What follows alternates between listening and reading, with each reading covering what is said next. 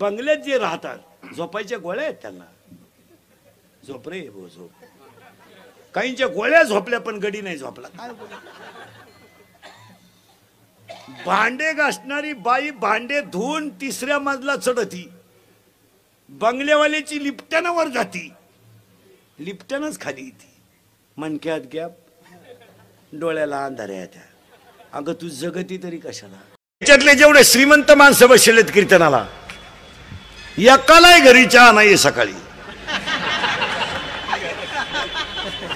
लाबाड बोलायचं नाही.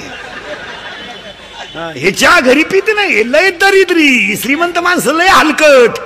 हे फक्त कडक कपड्यानं झाकून जातात, नाही तर लय भांगार. हे फक्त मोठ्याच बनवून झाकून जात, नाही तर हे घरी चहा नाही पिती. हे सकाळीच हॉटेल पुढं. आणि चहा काय मोठ्याचा पितात की गरीबाचा, सुताराचा, गावंड्याचा. जे इटाराचा जात्यात त्यांचा चहा पिते.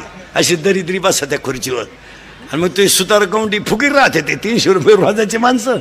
दादा चहा घ्या त्या. एवढे केरळवरून आलंय. केरळवरून त्याच्या पायात चप्पल सुईची नाही का, त्याच्या अंगाला कपडे चांगले नाही. ती पंक्चर काढून हवा भरतय. त्यानं हायवेला गुंठा घेतलाय. हायवेला गुंठा घेतलाय हवा भरण्यावर. आणि गुंठा इकून लोकांनी स्कॉर्पिओ घेतल्यात आणि त्याच्या का हवा भरतोय.